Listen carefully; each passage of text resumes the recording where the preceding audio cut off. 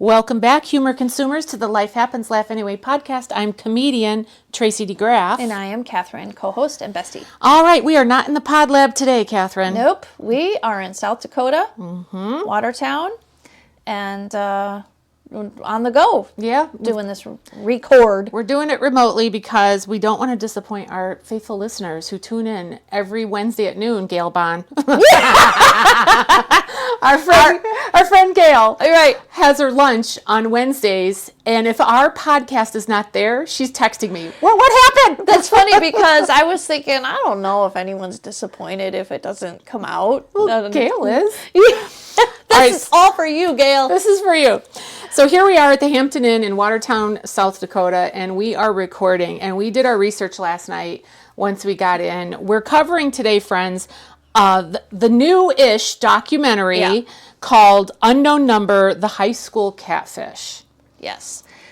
When my daughter, Emily, told me about it, I was like, I've heard, there's a documentary out there somewhere about catfishing. It's been done. And she's like, no, Mom. Not this. This is, you got to see this.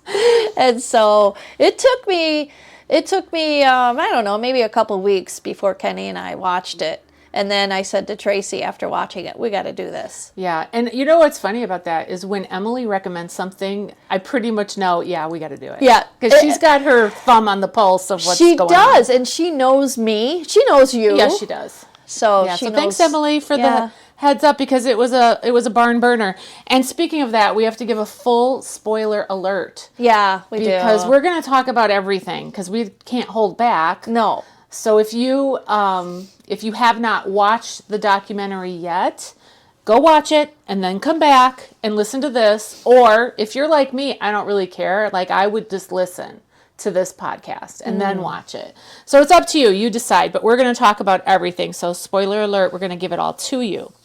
All right. Anything else that you wanted to say about that before we go into sponsors? No. All right. Good. Tell our listeners, Cathrine, about our sponsors.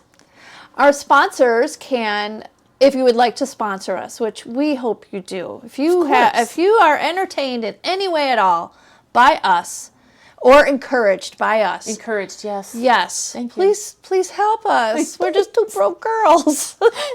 Go to Life Happens, Laugh Anyway podcast.com.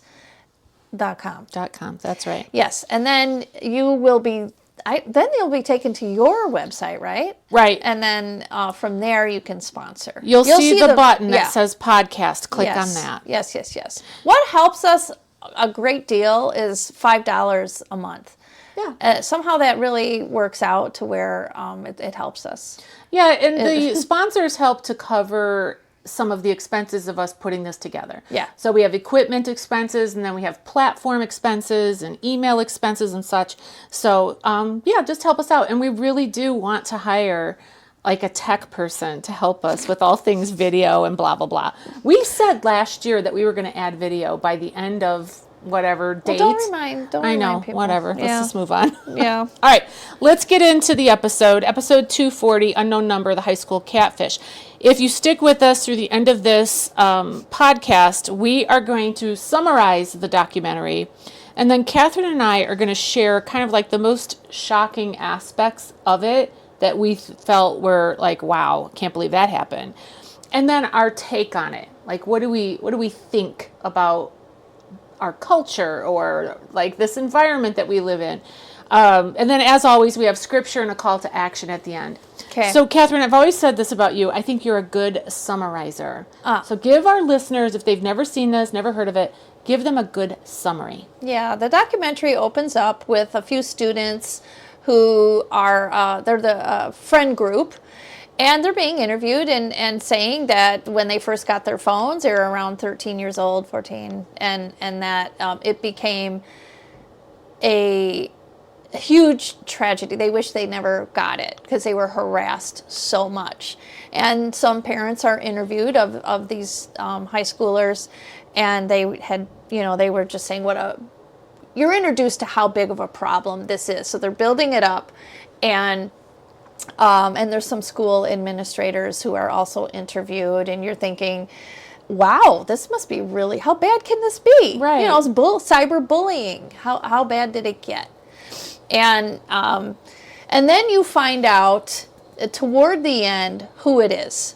And it is it's shocking because you're led to believe that it couldn't possibly be an adult. Well, you would automatically assume that it's got to be somebody without maturity, somebody who is impulsive with no filter to, control impulses and such. So you would think that it would be like a 14-year-old or something. Yes. I do have to say, though, halfway through, I was pretty sure it was an adult when I first saw it. And that is true. It was. The language was so vulgar that it made this I think it was the school superintendent.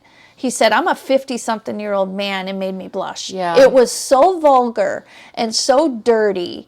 So you had that. You had the vulgarity, and then you had the shocking layer of the text was saying you should just kill yourself. Now that text only went to the girl. Her name. Back up a second, because I feel like we need to add a little bit more details in terms of what ended up happening. The cyberbullying was all being done via text message, and it was a group text message. And it claimed, when you're in a group text message, it'll tell you who is originating the text message, who it's from. And then they'll have all these other people that if they're in your friend group, you'll see, oh, well, that's Catherine and that's Tracy and all of that. I didn't get that it was a group text. Yes, it was a group text. And it was coming from this one originator. Unknown number. Okay. And it was going to, what was his name? The guy. It was going to Owen and Lauren. So there were 3, on the visual that was on the TV, you know how you can see in a text message how many people are there? Yeah. It said 3 at the top. Okay. Now, there may have been individual texts. Yeah, there were, that went to Lauren. Well, I was going to say Owen, but yes. Yeah. Anyway, all that being said, the bottom line of this horrible tragedy, really, is that it was one person who was using an app that was allowing her to hide her number so that it would just come up as unknown number. And there was nothing that you could obviously point it to, like it didn't show an area code or it didn't show a location or anything. It just said unknown number. And then you could see, it was Owen and it was Lauren. So there was this one person who started all of this, and then it got deeper and darker as it went along. And it was a lot of sexual comments and really dark, deep, awful things in that regard. And then there were also a deep emotional depravity in terms of dark. The sender was saying to Lauren, the girl, you should kill yourself. You should just be gone. You're awful. All these evil things. Yeah, and she would target Lauren's insecurities about her body. So she would say horrible things like, you anorexic. We can't use some of the language, but a B. She would call her a B, and then that was light. She would describe her breasts with a T word, you know, and call them awful things. It was just terrible. I was thinking about if I was 14, 15, if I was in high school, right? In high school, you are sensitive. You are conscientious about your body. Your body's changing, and the girls around you are, if they're looking this way and you're looking that way, and getting the attention of others and such, there's a lot of self-consciousness. And this sender of these texts was basically like pouring fuel on the fire of some of those horrible, sensitive things. Well, that's what made me think it was an adult, because I of course, I'm not in high school, obviously, but I really think that I know that girls can be very mean, but there is also this thing that teenagers are embracing, and it's all about kindness. It's all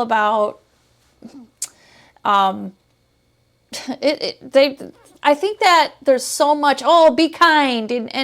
This was so mean. I just started to think it's got to be an adult. Some of the language that was in there, even though the sender was using, like those abbreviations that young people use that we have no clue about. But yeah. I was going to get to all that, but I was just summarizing.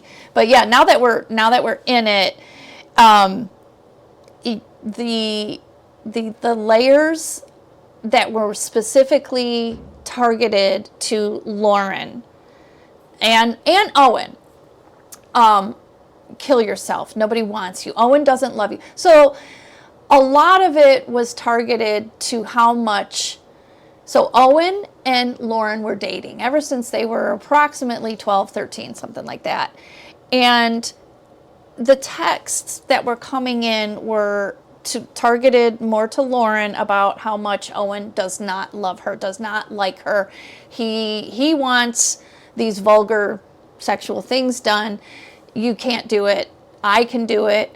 It started with a Halloween party that this student, what was Chloe. her name again? Chloe was having. It started with that, and that you shouldn't go to this party. Owen doesn't even want you there. Nobody wants you there, because Lauren was a little bit on the outside somewhat, and even though she was very good athletic, she was very good at athlete, and her and Owen were friends. Owen seemed to have a lot of friends, and he was invited to this party, and he wanted to invite, and he did invite Lauren. Right. So then these texts are coming in, and they were hateful, they were awful, and then they stopped for about a year, and then they started up again. And why this is significant is because once we find out who the sender is, that person said, oh no, I didn't start those initial ones.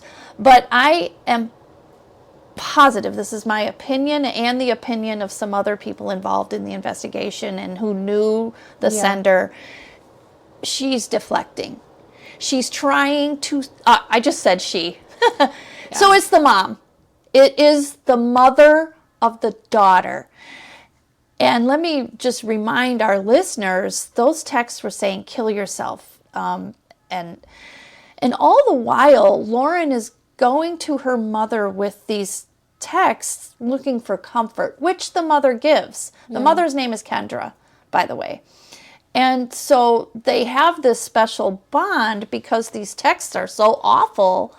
Yeah. And when I say special, I'm saying that's what it looks like from the outside, because that's not real. That's not a real special bond. It's a sickness. It's a mental illness, has to be, or a combination of mental illnesses that Kendra would be motivated to get that attention either from her daughter or from Owen or from the community, whatever it was that was going on in her mind that would cause her to inflict this type of evil and vitriol and harm to her own daughter. That's not love. It's not affection. It's evil. It's twisted. It's 100% twisted. I really believe it's a case of cyber Munchausen's.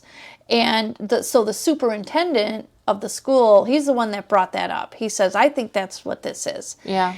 And wait, so say what that is. I was about to say what Munchausen's is, if you don't know what it is when you project an illness on someone. Usually it's someone in your family, someone you know. Yeah. If you've ever seen The Sixth Sense, that's the movie with Bruce Willis. That's a very eye-opener in terms of Munchausen's. So you project, you make somebody ill, or you project an illness onto someone to make everybody else believe that that person is sick, and you receive attention. Oh, I'm so sorry your daughter is sick. I'm so sorry this is happening. It's a seek attention sickness. Yeah.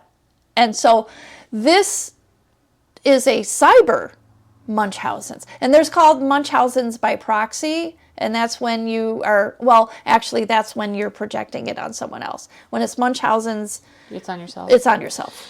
Yeah, and so that would make sense to me. I'm not a doctor or whatever. Well, clearly I'm not either. But I'm a mother, and I understand what it means to love a child.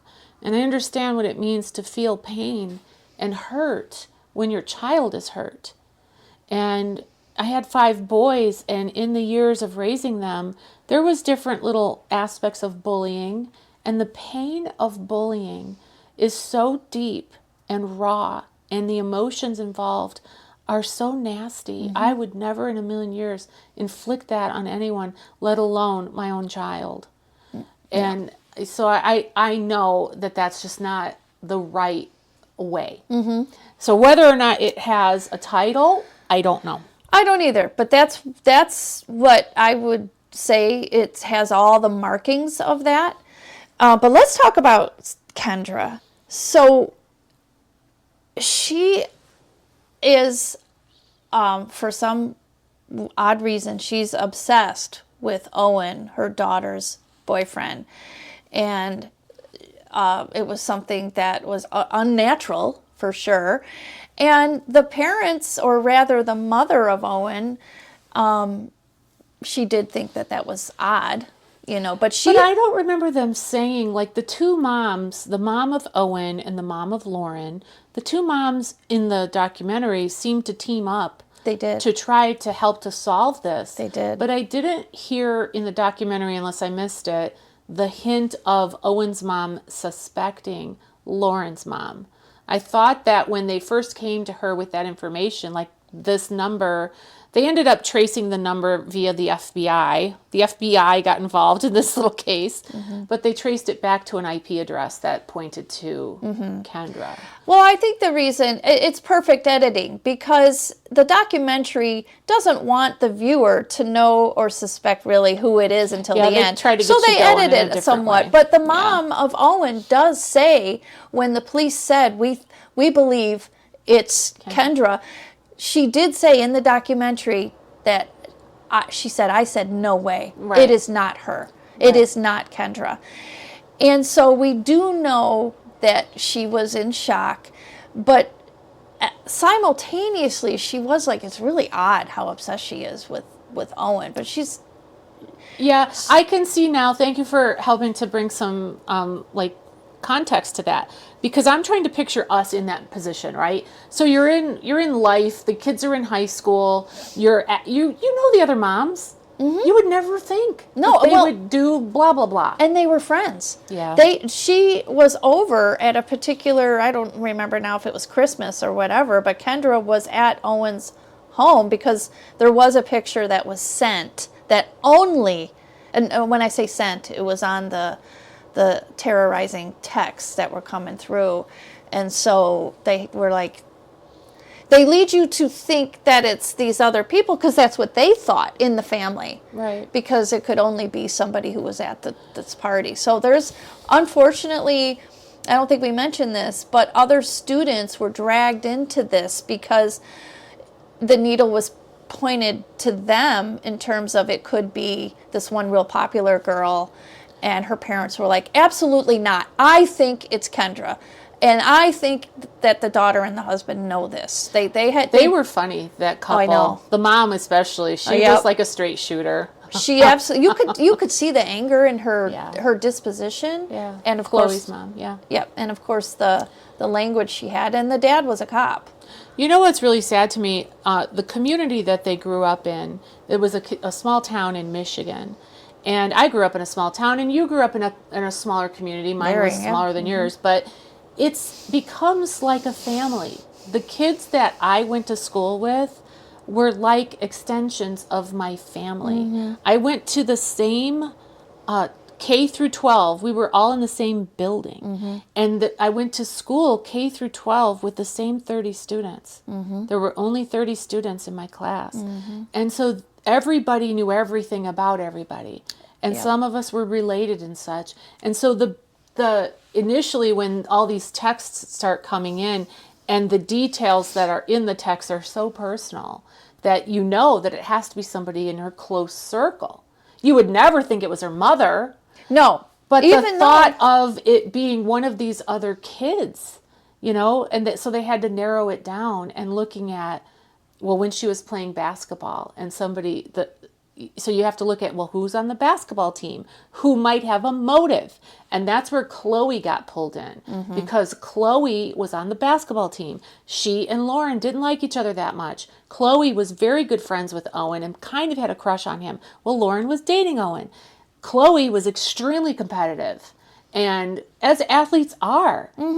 And Chloe, was whatever she was. And so there was a text sent that was criticizing Chloe's basketball skills. So then you knew it had to be somebody at the basketball game. Yeah, and the texts were intending to point to Chloe. Yes. Intentionally. It said, well, I see that this person had a high score, you didn't. And that's because, well, that came from Kendra because Kendra was the scorekeeper at the games. So that's how she knew. That's how she was able to frame Chloe. Yes. Yeah, unbelievable.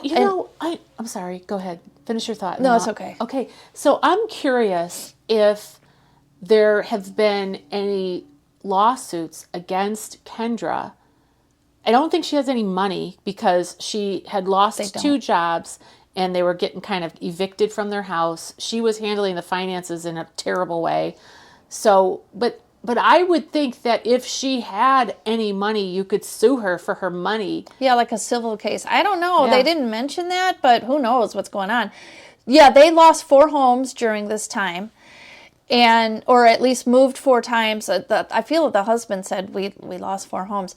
He did not know that his wife had lost her. So we were going to talk about some of the biggest shockers. Yeah. And I think for me, of course, the fact that it was her mom. And the reason, by the way the documentary is they interviewed the mom from the beginning. So in my mind, I'm like, check, it's not the mom. Right. Because she was involved.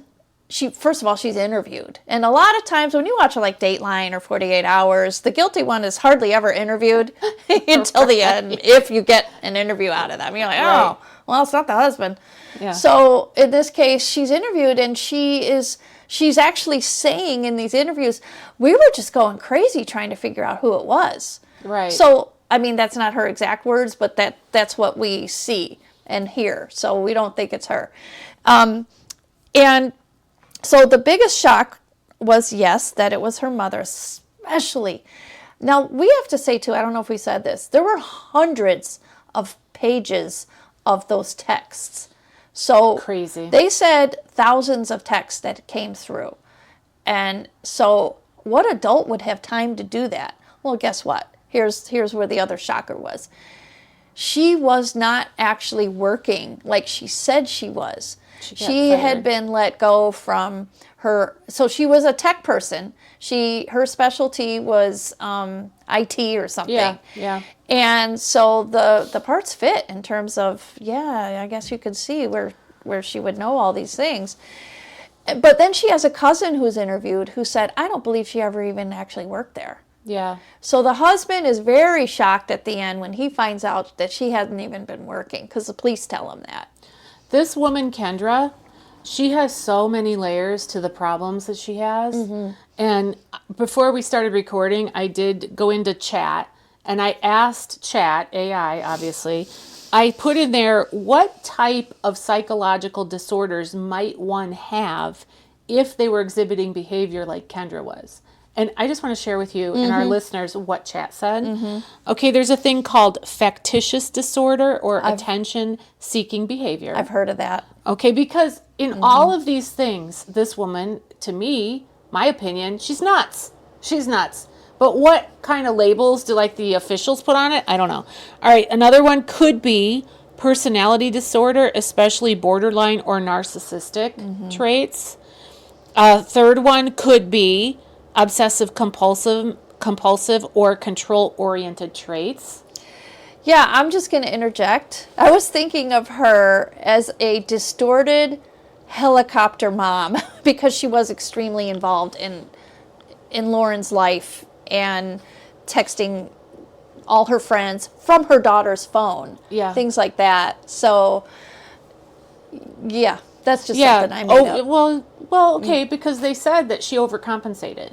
So she was over involved. Yeah. Like she moved into this small, close-knit community that's kind of like a family. And I got to say, it's not easy to break into that kind of a nut, right? Sure. Because they've all grown up together. They know each other. There's deep roots there. So for an outsider to break in, it's tough. But she overcompensated. She went over the edge. Okay, there's just a few more here. Another one is depressive and unresolved trauma. So perhaps she had some of that. She claims she did, but I'm not buying it. I'm not saying she didn't have trauma as a child. She said she was raped at 17 and she didn't want her daughter to go down that path. So instead, she says, kill yourself and you're ugly, you're not wanted, you're the, all these things. That's her way of fixing it. There are a lot of people in this world who have been sexually assaulted, have had trauma, and They don't do that. They don't do that. Yeah. Not saying that that's not part of her story, because I'm if not that's either. part of her story, it is, but she shouldn't be doing this. Okay, and then the final one is called delusional or paranoid thinking. It's less common, but it is possible. So I do believe there is a mental health crisis in our nation. You can just open up any newspaper or look at, your social media feed, and you see so many different mental health crises happening in the United States. This is one of them. This is one of them. And I don't think that our attachment to digital media and to social media is helping us heal. There is such a problem, especially with youth. I mean, we were talking about this before we started, about how when we were in high school, we didn't have phones. I mean, I didn't have caller ID. You said that you did have caller ID. We did, yeah. So in my house, the phone was an old-fashioned phone hanging on the wall that would ring like an alarm, and you don't know who's calling. Yeah. And you pick it up. We had party lines back in my little that town. blows my mind. I mean, my dad had party line, but I didn't think anyone in my era would know about that. Right. Well, and I'm 59, so this was back I was born in 65, so it's back in the 70s and 80s, right? When I was a child and a teenager. And we still had bullies, of course. We had mean girls. There were mean girls in my high school. Oh, yeah. They didn't care for me.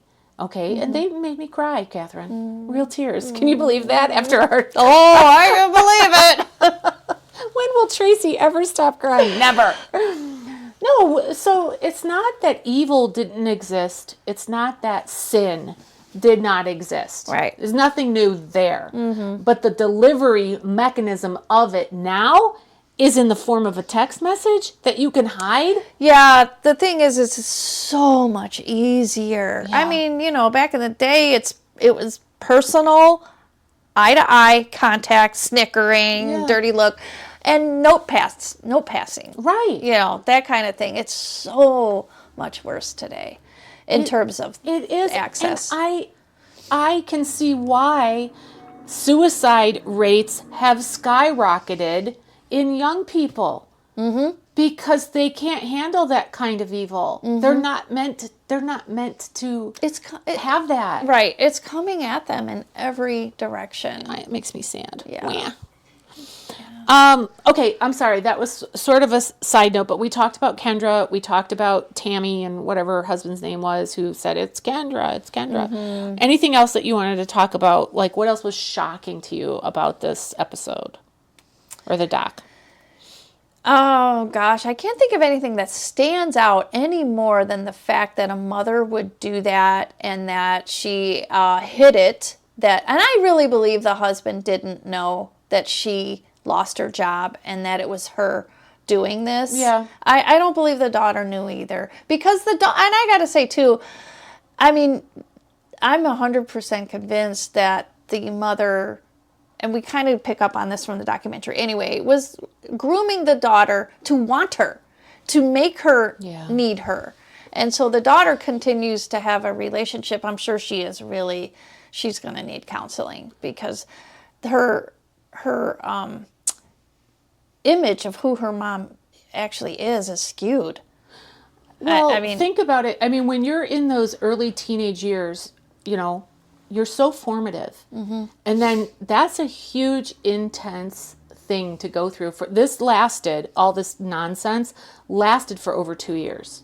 Yeah. And one of the shocking things to me is that the FBI had to get involved. Yeah, right. Come on. Mm-hmm. Yeah, because the school did a lot more than what the parents gave, well, especially Kendra. She's like, they didn't do enough in my opinion.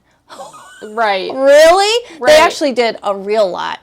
And then then it had to go to the authorities. The authorities couldn't get, did they get the warrants? Like they had to get warrants, or maybe that was the FBI. The thing is that they were limited in terms of getting what they needed from like Verizon and the IP addresses. They had to get the FBI involved. And so, yeah, that is shocking, actually. Another shock that just came to me is if Kendra was such an IT expert, wouldn't she know that her IP address cannot be hidden? Ultimately? Yeah, I don't think she thought that. I mean, I'm assuming that she didn't think it'd get to that. I just thought of something that was very shocking to me. She had the audacity so the police camera thing is on when they go to the house. Oh, yeah. And they say, we need to speak to you. And so the mom, Kendra's like, oh, okay. And she, did you see all the alcohol on that table in the background?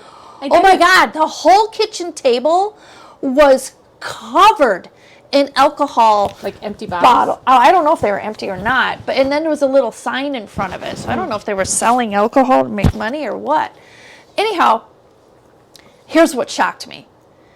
She goes, well, because the police are saying to her, you realize this is going to come out in the news, and when Lauren goes to school, this is what's going to happen. And the mom goes, oh, Lauren's not going to be able to go to school. Please, I don't want her to know this. What do you think is going to happen? The mother's reaction is what was shocking to me. Well, she's nuts. Well, I know, but it was still shocking nonetheless. I mean, right, because you would think, well, you're the one who caused all this. Yeah. And then she consoles the daughter and hugs her while the police are saying to them, this was your mother. Your mother did this. And the police are telling her, this is going to come out on, it's going to be all over the place. And so the mom is consoling her daughter, and that was so shocking to me. Like the audacity. Did you notice the one cop was like the good cop and the other cop was acting like the bad cop? Yes, I did. So the good cop was coming in and he was saying, and these are the FBI agents, right? So he's coming in saying, we have a warrant to retrieve all of your cell phones, all of your digital media stuff, all of your tablets and computers, and we need to know where they are, and then the bad cop is saying, and we can toss this place, we can destroy it. Yeah, actually it was that Mike, the cop, that had the body cam on. Yeah. Okay. Yeah. Anything else? Nope, that's it. All right. Well, friends, this was a tragic, sad story for this. For all involved. Honestly, even my heart is broken for Kendra, because mental illness is a thing, and I hope she finds the help if she does have any of these conditions that are labeled here within the mental health entity, whatever. I hope that she can find help so that she doesn't suffer and struggle and strive for that. I just thought of another shocking thing, too, was when she was interviewed after we know it's her, and she seems like a child to me, the way she slouched over and her body. But what was shocking was when she said, I just got caught. I mean, I'm the headline, she says, but there's other people that have, they drive drunk and they have DUIs, and I'm no different than them. To me, that's shocking. How can you compare somebody who makes a really bad decision or choice compared to intentionally harming somebody over and over and over, especially your daughter? Anytime that you see that kind of deflection, to me, it's just own your mistake. Yeah. Just own it. Right. And it shocks me nonetheless. It never ceases to amaze me what people do when they're caught, like how they deflect. It's still shocking. Yeah. Even though you know it's coming. Yeah, well, I hope that she gets help. Let's go to the only help that we really know. And I forgot to pull it up. 1 Peter 5:8. 5:8, yeah. 1 Peter, the Bible, friends, is our answer, because we're all sinners. We all make mistakes. This was a huge mistake. But let me pull up this Bible verse. It's called, it comes from 1 Peter chapter 5, verse 8. It says, "Be alert and of sober mind. Be watchful. The enemy, the devil, prowls around like a roaring lion looking for someone to devour." And this is the truth. The Bible is the truth. And so we all need to be mindful of that. Be watchful, be of sober mind. And that's really our call to action today, too.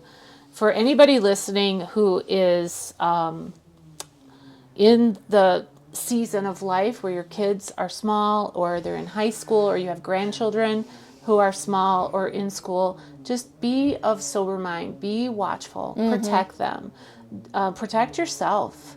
Limit yourself, maybe. Put some boundaries around how much time you spend, online or on social media or even in your phone. Yeah.